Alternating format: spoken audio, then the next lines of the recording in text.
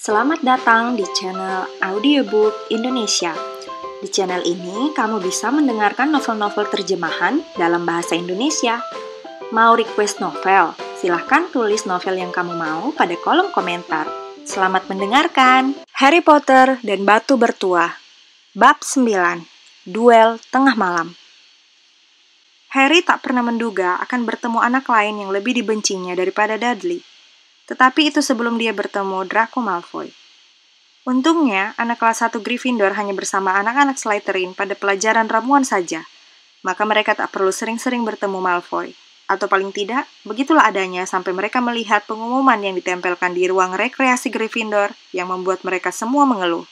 Pelajaran terbang akan dimulai pada hari Kamis, dan Gryffindor dan Slytherin akan belajar bersama-sama.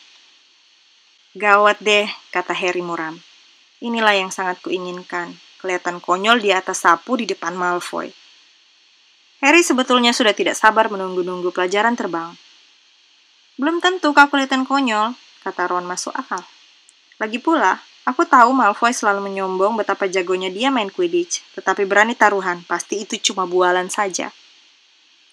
Malfoy memang banyak bicara tentang terbang. Dia mengeluh keras-keras tentang anak-anak kelas 1 yang tidak diizinkan masuk tim Quidditch dan menceritakan kisah-kisah panjang penuh kesombongan yang semuanya berakhir dengan dirinya nyaris bertabrakan dengan helikopter. Tetapi Malfoy bukan satu-satunya yang bercerita tentang terbang. Kalau mendengar cerita Seamus Finnegan, kita membayangkan dia telah melewatkan masa kanak-kanaknya dengan meluncur berkeliling daerah pedesaan di atas sapu terbangnya. Bahkan Ron akan memberitahu semua orang yang mau mendengarkan ketika waktu dia nyaris menabrak Hank Glider dengan sapu tua Charlie. Semua anak yang berasal dari keluarga penyihir tak henti-hentinya bicara tentang Quidditch. Ron malah sudah bertengkar hebat dengan Dean Thomas yang tinggal seasrama dengan mereka tentang sepak bola.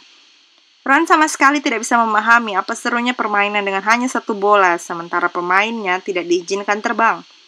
Harry pernah memergoki Ron menyodok-nyodokkan poster tim sepak bola West Ham milik Dean dengan jarinya, mencoba membuat pemainnya bergerak. Neville belum pernah naik sapu, karena neneknya tidak mengizinkannya berada di dekat-dekat sapu. Dalam hati Harry berpendapat, pantaslah nenek Neville memutuskan begitu, karena berada di darat dengan dua kaki pun, Neville bisa mengalami berbagai kecelakaan aneh. Hermione Granger sama cemasnya dengan Neville dalam hal terbang. Ini pelajaran yang tidak bisa dihafalkan ataupun dipelajari dari buku. Tetapi bukan berarti dia tidak pernah mencobanya.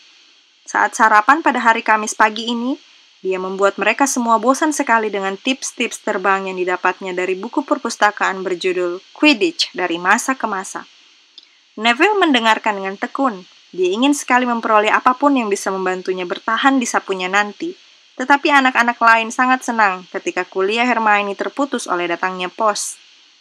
Harry belum pernah mendapatkan surat lain setelah surat pendek Hagrid. Ini langsung menarik perhatian Malfoy, tentu saja. Burung hantu elang Malfoy selalu membawakan bungkusan permen dari rumah untuknya, yang dibukanya dengan penuh gaya di meja Slytherin. Seekor burung hantu serak membawakan bungkusan kecil untuk Neville dari neneknya. Neville membukanya dengan bersemangat dan menunjukkan bola kaca sebesar kelereng besar yang kelihatannya penuh asap putih. Ini Remember, bola ingat semua, dia menjelaskan. Nenek tahu aku sering lupa. Bola ini memberitahu kita kalau ada sesuatu yang kita lupa melakukannya. Lihat, pegang erat-erat seperti ini dan kalau dia berubah merah. Oh, wajah Neville panik karena Remembrall itu mendadak saja menyala merah. Berarti kau melupakan sesuatu. Neville sedang berusaha mengingat apa yang dia lupakan ketika Draco Malfoy yang sedang melewati meja Gryffindor menyambar bola itu dari tangannya. Harry dan Ron langsung melompat bangun. Mereka setengah berharap bisa berkelahi dengan Malfoy, tetapi Profesor McGonagall yang bisa melihat keributan yang akan terjadi lebih cepat dari guru manapun di seluruh sekolah dalam sekejap saja sudah berada di sana. Ada apa? Malfoy mengambil Remembrall saya, Profesor. Sambil merengut, Malfoy cepat-cepat meletakkan kembali Remembrall di atas meja. Cuma lihat saja kok, katanya, lalu ngeloyor pergi, diikuti Crabbe dan Goyle. Pukul 3:30 sore itu, Harry, Ron, dan anak-anak Gryffindor lainnya bergegas menuruni undakan depan menuju halaman untuk ikut pelajaran terbang pertama mereka. Hari itu cerah, dengan angin sepoi-sepoi dan rerumputan bergoyang di kaki mereka, sementara mereka berjalan melintasi halaman landai menuju lapangan yang berhadapan dengan hutan terlarang, yang pohon-pohonnya melambai menyeramkan di kejauhan. Anak-anak Slytherin sudah di sana, begitu juga 20 sapu berderet rapi di tanah. Harry sudah pernah mendengar Fred dan George Weasley mengeluhkan sapu-sapu sekolah. Kata mereka, beberapa sapu mulai bergetar jika kau terbang terlalu tinggi, atau ada juga sapu yang selalu agak mengarah ke kiri. Guru mereka, Madam Hooch, datang. Rambutnya pendek kelabu dengan mata kuning seperti mata elang. "Nah, apa lagi yang kalian tunggu?" gertaknya. "Semua berdiri di sebelah sapu. Ayo, cepat!" Harry melirik sapunya. Sapunya sudah tua dan beberapa helai tali pengikat rantingnya mencuat ke arah yang aneh. "Julurkan tangan kananmu di atas sapu," seru Madam Hooch di depan. "Dan katakan, naik!" "Naik!" semua berteriak. Dan sapu Harry langsung melompat ke tangannya. Tetapi sapu itu cuma salah satu dari sedikit yang begitu. Sapu Hermione cuma berguling di tanah dan sapu Neville malah tidak bergerak sama sekali. "Mungkin sapu, seperti halnya kuda, bisa tahu kalau kau takut," pikir Harry. Ada getar di suara Neville yang jelas-jelas menunjukkan dia ingin mempertahankan kakinya di tanah. Madam Hooch kemudian menunjukkan kepada mereka bagaimana menaiki sapu tanpa melorot dari ujungnya. Dan dia berjalan mondar-mandir membetulkan pegangan mereka. Harry dan Ron senang ketika Madam Hooch berkata kepada Malfoy bahwa selama bertahun-tahun dia salah memegang sapunya. "Kalau aku meniup fluidku, kalian menjejak ke tanah keras-keras," kata Madam Hooch. "Pegang erat-erat sapu kalian, naik kira-kira semeter, kemudian langsung turun lagi dengan cara agak membungkuk ke depan. Perhatikan fluid. 3, 2... Tetapi Neville yang gugup dan cemas dan takut ketinggalan menjejak keras-keras sebelum fluid menyentuh bibir Madam Hooch. "Kembali!" teriak Madam Hooch. Tetapi Neville meluncur ke atas seperti gabus yang terlempar dari botol. 3 meter, 6 meter. Harry melihat wajah Neville yang pucat ketakutan memandang ke tanah yang semakin menjauh. Melihatnya terperangah kaget, tergelincir dari sapunya dan... blak! Krak! Neville jatuh tengkurap di atas rerumputan. Sapunya masih terus naik, makin lama makin tinggi dan mulai melayang menuju hutan terlarang, sampai akhirnya lenyap dari pandangan. Madam Hooch membungkuk di atas Neville. Wajahnya sama pucatnya dengan wajah Neville. "Pergelangan tangannya patah," Harry mendengar Madam Hooch bergumam. "Ayo nak, tidak apa-apa, bangunlah." Dia berbalik dan menghadap murid-murid lainnya. "Tak seorang pun dari kalian boleh bergerak, sementara aku membawa anak ini ke rumah sakit. Biarkan sapu-sapu itu di tanah. Kalau tidak, kalian akan dikeluarkan dari Hogwarts sebelum kalian sempat mengucapkan Quidditch. Ayo nak."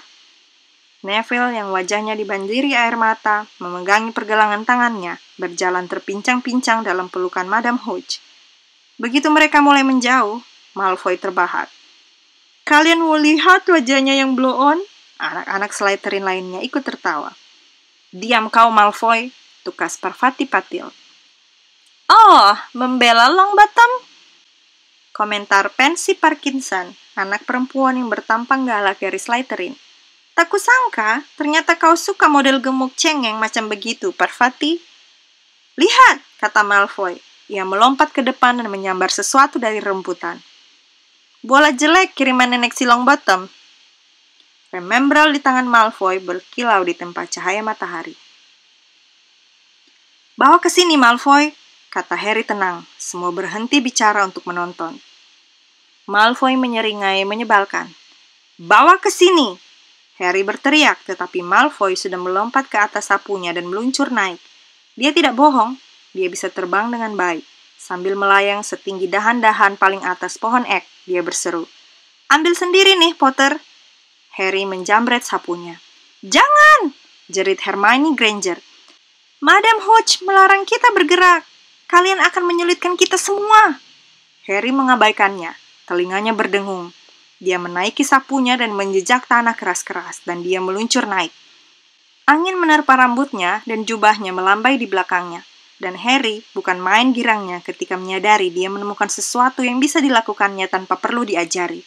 Ini mudah, ini luar biasa menyenangkan. Diangkatnya sedikit sapunya untuk membuatnya naik lebih tinggi dan didengarnya peki kaget anak-anak perempuan di bawah dan teriak kekaguman Ron. Dibelokannya sapunya dengan tajam untuk menghadapi Malfoy di angkasa. Malfoy kelihatan kaget. "Berikan padaku bolanya," kata Harry. "Kalau tidak, kudorong kau jatuh dari sapumu." "Oh ya," kata Malfoy, berusaha menyeringai, tetapi wajahnya tampak cemas. Harry tahu apa yang harus dilakukannya. Dia membungkuk sedikit dan memegang erat-erat sapunya dengan kedua tangannya, dan sapu itu melesat menuju Malfoy. Nyaris saja Malfoy tertabrak, tetapi dia berhasil menghindar pada saat terakhir. Harry membelok tajam dan memegangi sapunya supaya lebih mantap. "Di sini tidak ada Crabbe dan Goyle yang bisa menyelamatkan lehermu, Malfoy," kata Harry. Pikiran yang sama rupanya terlintas di benak Malfoy. "Tangkap saja sendiri kalau bisa," teriaknya, dan dilemparkannya bola kaca itu tinggi-tinggi ke angkasa. Lalu Malfoy meluncur turun. Harry melihat, seakan dalam gerakan lambat, bola itu terlontar ke atas lalu mulai turun. Dia membungkuk dan mengarahkan gagang sapunya ke bawah. Detik berikutnya dia meluncur turun cepat sekali. Angin menderu di telinganya bercampur dengan jeritan dan teriakan anak-anak yang menonton. Harry menjulurkan tangan. Kira-kira 30 cm dari tanah, dia berhasil menyambar bola itu. Tepat pada waktunya untuk meluruskan sapunya dan jatuh pelan-pelan di rerumputan dengan Remembral selamat dalam genggamannya. "Harry Potter!" Jantung Harry menclos, melorot lebih cepat dari gerak menukiknya tadi. Profesor McGonagall berlari-lari ke arah mereka. Harry berdiri, gemetar. "Belum pernah selama aku di Hogwarts." Profesor McGonagall nyaris tak bisa bicara saking syoknya. Kacamatanya berkilat-kilat.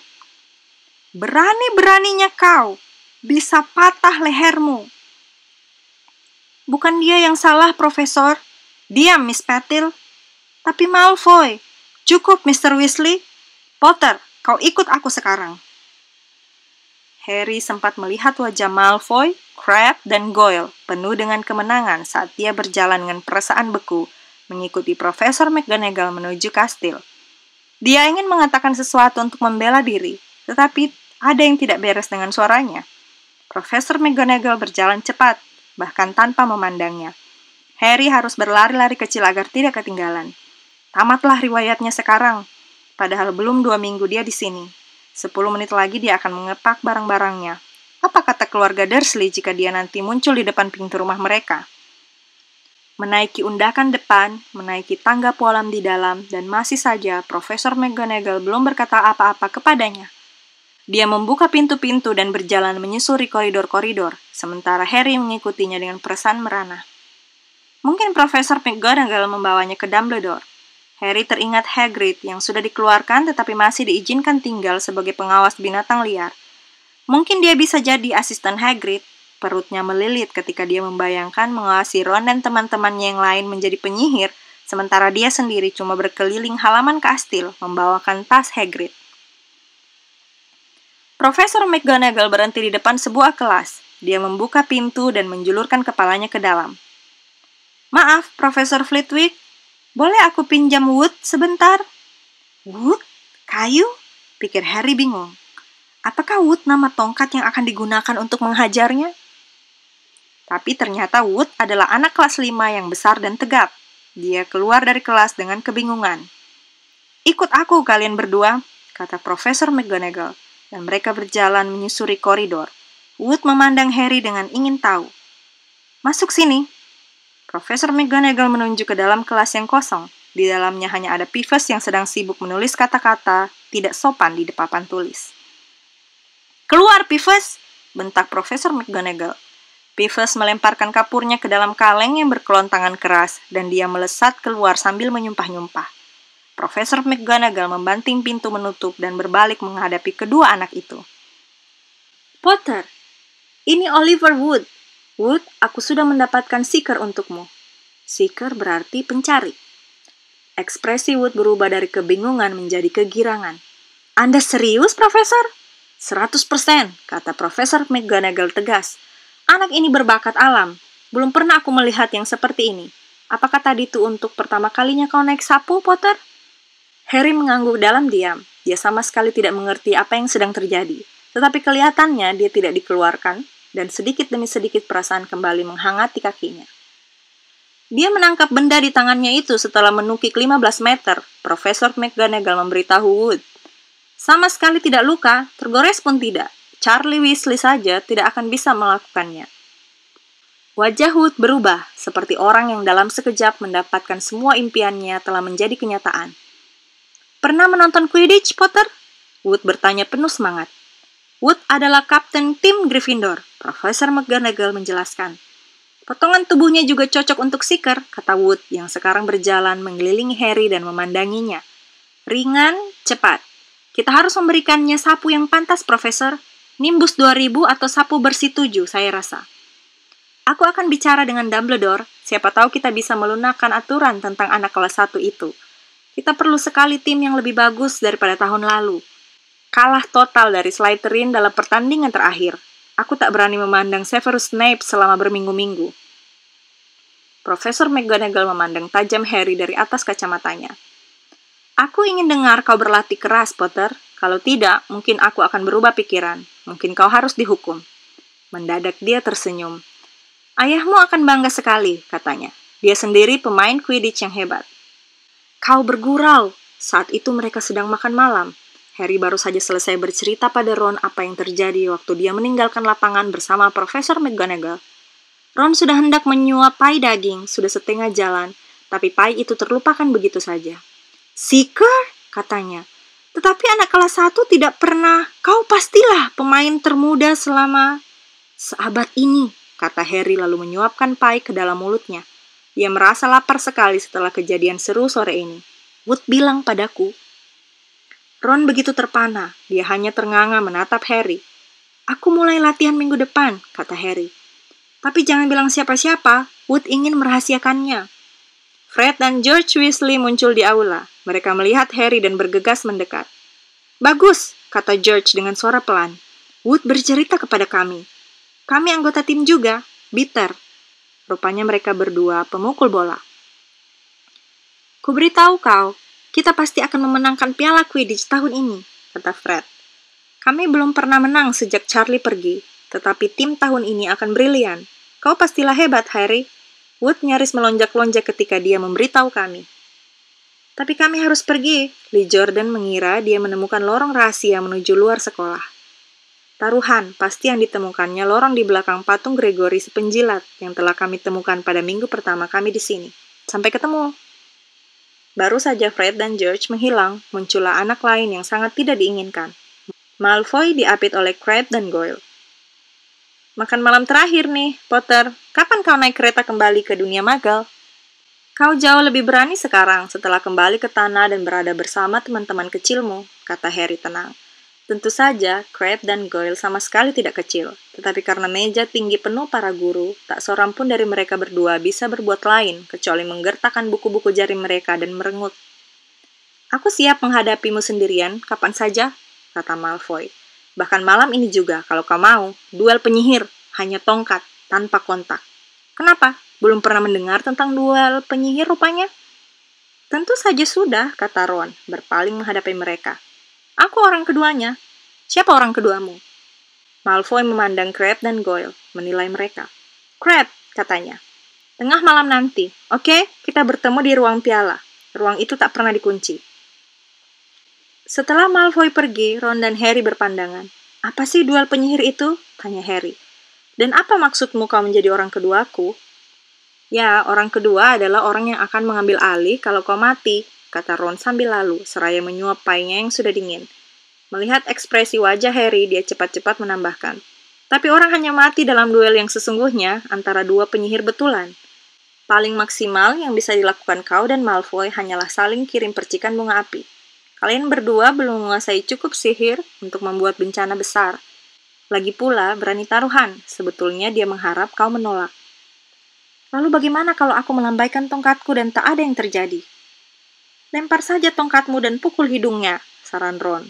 Maaf, mereka berdua mendongak, rupanya Hermione Granger. Apa kita tidak bisa makan dengan tenang di sini? Komentar Ron. Hermione tidak mengacukannya dan berbicara kepada Harry. Aku tak sengaja mendengar pembicaraanmu dengan Malfoy. Tidak heran, gumam Ron. Dan kau tidak boleh berkeliaran di sekolah pada malam hari. Pikirkan angka yang akan dikurangi dari Gryffindor kalau kau sampai tertangkap. Dan kau pasti tertangkap, kau benar-benar egois. Dan itu bukan urusanmu, kata Harry. Selamat tinggal, kata Ron. Ini tak bisa disebut akhir hari yang sempurna, pikir Harry sementara dia berbaring. Lama kemudian menunggu Dean dan Seamus tertidur. Neville belum kembali dari rumah sakit.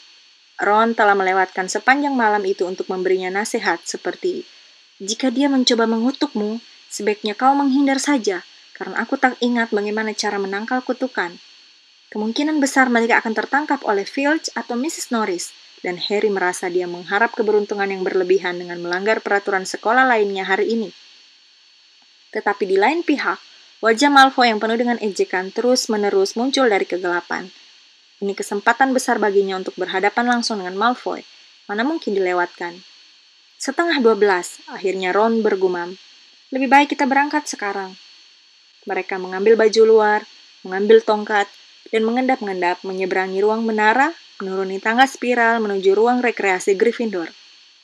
Masih ada berkas-berkas bara di perapian, membuat semua kursi berlengan tampak seperti bayangan bungkuk hitam. Mereka sudah hampir mencapai lubang lukisan ketika terdengar suara dari kursi yang berada paling dekat. Aku tak percaya kau akan berbuat begitu, Harry. Sebuah lampu menyala. Rupanya Hermione Granger memakai gaun tidur merah jambu dengan kening berkerut. Kau, kata Ron gusar, tidur lagi sana. Hampir saja ku beritahu kakakmu. Hermione balas membentak. Percy, dia prefek, dia akan menghentikan ini. Harry heran sekali ada orang yang begitu mau ikut campur urusan orang lain. Ayo, ajaknya kepada Ron. Dia mendorong lukisan Nyonya Gemuk dan turun melewati lubang. Hermione tidak mau menyerah begitu mudah. Dia mengikuti Ron melewati lubang lukisan, mendesis kepada mereka seperti angsa marah. Tidakkah kalian peduli pada Gryffindor?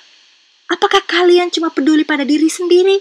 Aku tak ingin Slytherin memenangkan piala asrama dan kalian akan membuat semua angka yang kudapat dari Profesor McGonagall karena tahu tentang mantra pertukaran hilang percuma. Pergi! Baiklah, tetapi sudah kuperingatkan kalian. Ingat saja apa yang kukatakan kalau kalian ada di kereta api yang akan membawa kalian pulang besok. Kalian ini sungguh... Tetapi mereka tak sempat tahu apa yang akan dikeluhkan Hermione. Hermione sudah berbalik menghadap ke lukisan Nyonya Gemuk untuk kembali ke dalam. Tapi ternyata dia menghadapi kanvas kosong. Si Nyonya Gemuk sedang mengadakan kunjungan tengah malam dan Hermione terkunci. Tak bisa masuk menara Gryffindor. Jadi aku harus bagaimana? Tanyanya nyaring. Itu urusanmu, kata Ron. Kami harus pergi. Kami sudah hampir terlambat. Mereka belum mencapai ujung koridor ketika Hermione mengejar mereka. Aku ikut kalian, katanya. Tidak boleh. Kau pikir aku akan berdiri di sini dan menunggu Filch menangkapku? Jika dia menemukan kita bertiga, akan kukatakan hal yang sebenarnya kepadanya, bahwa aku sedang berusaha mencegah kalian, dan kalian bisa mendukungku. Nekat amat, kata Ron keras. Tutup mulut kalian berdua, kata Harry tegas. Aku mendengar sesuatu. Semacam isakan. Mrs. Norris? Bisik Ron menyipitkan mata menembus kegelapan. Ternyata bukan Mrs. Norris, melainkan Neville. Dia melingkar di lantai, tertidur nyenyak, tetapi langsung terbangun kaget ketika mereka mendekat. Untung kalian menemukan aku. Sudah berjam-jam aku di luar sini. Aku tak ingat kata kunci baru untuk masuk kamar. Pelan-pelan ngomongnya, Neville. Kata kuncinya moncong babi. Tetapi itu tidak bisa membantumu sekarang. Si Nyonya Gemuk entah sedang kemana. Bagaimana tanganmu? Tanya Harry. Sudah sembuh, kata Neville menunjukkan kedua tangannya. Madame Pomfrey membetulkannya dalam waktu semenit. Bagus. Nah, begini, Neville, kami harus pergi. Sampai ketemu nanti. Jangan tinggalkan aku, kata Neville buru-buru berdiri. Aku tidak mau di sini sendirian. Si Baron berdarah sudah lewat 2 kali. Ron melihat arlojinya dan memandang marah pada Hermione dan Neville. Kalau salah satu dari kami tertangkap, aku akan kerja keras untuk menguasai kutukan bugis yang diceritakan Quirrell kepada kita dan menggunakannya kepada kalian. Hermione membuka mulutnya, mungkin untuk memberitahu Ron bagaimana persisnya menggunakan kutukan bugis. Tetapi Harry mendesis, menyuruhnya diam dan memberi isyarat agar mereka semua maju mengikutinya. Mereka menyelinap sepanjang koridor-koridor yang disinari leret-leret sinar bulan yang masuk lewat jendela-jendela tinggi. Di setiap belokan, Harry mengira akan bertemu Filch atau Mrs. Norris, tetapi mereka beruntung. Mereka bergegas menaiki tangga ke lantai 3 dan berjingkat-jingkat ke ruang piala. Malfoy dan Crabbe belum ada di sana. Kotak-kotak trofi dari kristal berkilau terkena cahaya bulan. Piala, tameng, plakat, dan patung-patung emas dan perak mengilap dalam kegelapan. Mereka berjingkat sepanjang dinding, mata mereka menatap pintu di kedua ujung ruangan. Harry mengeluarkan tongkatnya, siapa tahu Malfoy melompat masuk dan langsung menyerang. Menit demi menit berlalu. Dia terlambat, mungkin tidak berani datang, bisik Ron. Kemudian bunyi di ruangan sebelah membuat mereka terlonjak. Harry baru mengangkat tongkatnya ketika mereka mendengar ada orang bicara, dan orang itu bukan Malfoy. Enduslah kucing manis, mereka mungkin sembunyi di sudut. Itu suara Filch yang bicara kepada Mrs. Norris. Ketakutan, Harry melambai-lambai panik pada 3 temannya untuk mengikutinya secepat mungkin. Mereka mengendap-endap menuju pintu, menjauh dari suara Filch. Jubah Neville baru saja lenyap begitu ia membelok di sudut ketika mereka mendengar Filch masuk ke ruang piala. Mereka ada di dalam sini, anak-anak mendengar Filch bergumam. Mungkin sembunyi. Kesini! Harry berseru tanpa suara, dan dengan ketakutan mereka merayap menyusuri galeri penuh baju zirah. Mereka bisa mendengar Filch semakin dekat. Mendadak Neville memeki ketakutan dan berlari. Dia tersandung memeluk pinggang Ron dan keduanya menjatuhi seperangkat baju zirah. Bunyi gedubrakan dan kelontang cukup untuk membangunkan seluruh sekolah. Lari! Kata Harry berteriak dan keempatnya melesat ke ujung galeri tanpa menoleh ke belakang untuk melihat apakah Filch mengikuti mereka. Mereka keluar dari pintu dan lari berbelok melewati koridor yang satu dan kemudian koridor yang lain. Harry di depan tanpa tahu di mana mereka berada atau kemana mereka pergi. Mereka menerobos permadani gantung dan tiba di lorong tersembunyi, berlari sepanjang lorong dan keluar lagi dekat ruangan kelas jimat dan guna-guna yang mereka tahu terletak jauh sekali dari ruang piala. Kurasa kita sudah bebas dari dia, ujar Harry tersengal, bersandar pada tembok yang dingin dan menyeka dahinya. Neville membungkuk sampai terlipat 2, mendesah-desah dan merepet gugup. Sudah, kubilang, kan? Hermione terengah, memegangi baju di depan dadanya. Sudah, kubilang, kan? Kita harus kembali ke menara Gryffindor, kata Ron, secepat mungkin. Malfoy menjebakmu, Hermione berkata kepada Harry. Kau sadar sekarang kan? Dia memang tidak berencana menemuimu. Filch tahu ada anak yang akan berada di ruang piala. Pasti Malfoy yang mengisikinya. Harry berpikir Hermione mungkin benar, tetapi ia tidak akan mengatakannya. Ayo pergi. Tidak akan semudah itu. Mereka belum berjalan lebih dari 12 langkah ketika ada pegangan pintu yang berkeretak dan sesuatu meluncur dari ruangan kelas di depan mereka. Ternyata Peeves. Dia melihat mereka dan menjerit kesenangan. Diam, Peeves! Tolong diam! Kau akan membuat kami dikeluarkan. Peeves terbahak. Jalan-jalan di tengah malam nih, anak-anak kelas 1. Badung, badung, badung. Kalian akan ditelikung. Tidak, kalau kau tidak mengadukan kami, Peeves. Jangan dong, Peeves. Harus bilang Filch, harus, kata Peeves dengan suara saleh. Tetapi matanya berkilat nakal. Demi kebaikan kalian sendiri kok. Minggir kau, tukas Ron seraya melayangkan pukulan ke arah Peeves. Itu sungguh kesalahan besar. Murid keluar kamar! Peeves berteriak. Murid keluar kamar, ada di koridor mantra. Membungkuk melewati Peeves, mereka berlari sampai ke ujung koridor. Di situ mereka terbentur pintu dan pintu itu terkunci. Celaka! Ron mengeluh, sementara mereka mendorong pintu tanpa hasil. Habis deh kita! Mereka bisa mendengar langkah-langkah kaki. Filch berlari secepat mungkin ke arah teriakan Peeves. Oh, minggir! Gertak Hermione. Dia merebut tongkat Harry, mengetuk kuncinya dan berbisik. Alohomora! Kunci menceklik dan pintu menjeblak terbuka. Berdesakan mereka masuk, cepat-cepat menutupnya kembali, lalu menempelkan telinga ke pintu, mendengarkan. Kemana mereka pergi, Peeves? Tanya Filch. Cepat beritahu aku. Bilang dulu, tolong. Jangan main-main, Peeves. Kemana mereka pergi? Aku tidak akan bilang apa-apa kalau kau tidak bilang tolong, kata Peeves dengan suara datar menjengkelkan. Baiklah, tolong.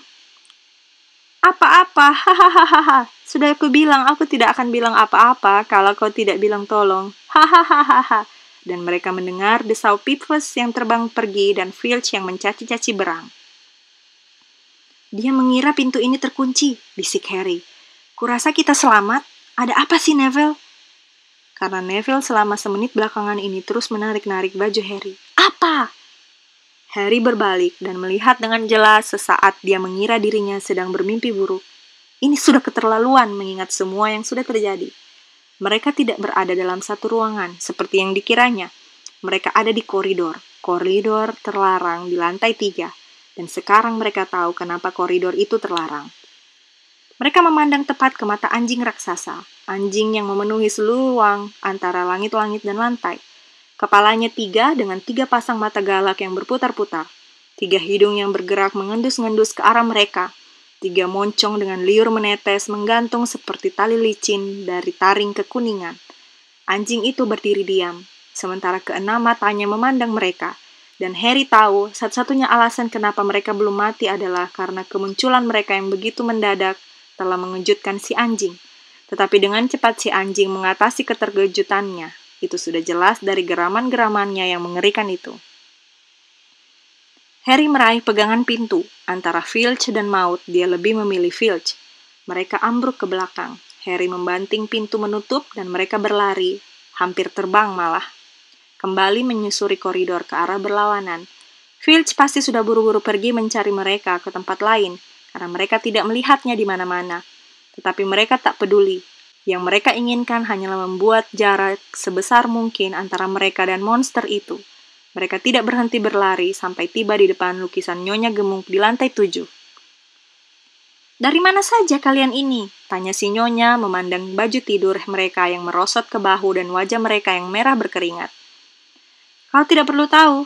Moncong babi, kata Harry tersengal, dan lukisan itu mengayun ke depan.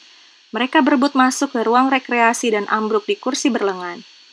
Perlu beberapa saat sebelum mereka bisa berkata sesuatu. Neville bahkan kelihatannya tidak akan bicara lagi selamanya. Apa maksud mereka mengunci binatang semacam itu di dalam sekolah? Kata Ron akhirnya. Kalau ada anjing yang perlu diajak jalan-jalan, nah anjing yang tadi itu. Hermione sudah mendapatkan kembali nafas dan kegalakannya. Kalian ini tidak ada yang memakai mata kalian ya, bentaknya. Apa kalian tidak melihat dia berdiri di mana? Lantai? Harry menebak. Aku tidak melihat kakinya, aku terlalu sibuk dengan kepalanya. Bukan lantai. Anjing tadi berdiri di atas pintu jebakan. Jelas dia menjaga sesuatu.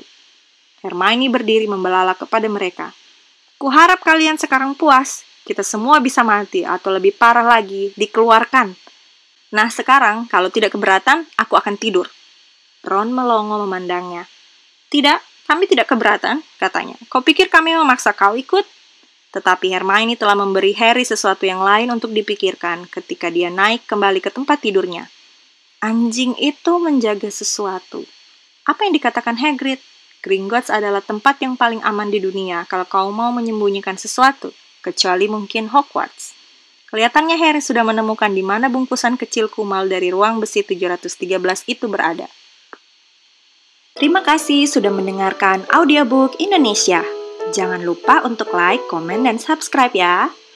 Jika kamu tidak ingin ketinggalan bagian novel berikutnya, silahkan klik tombol lonceng pada bagian bawah video ini.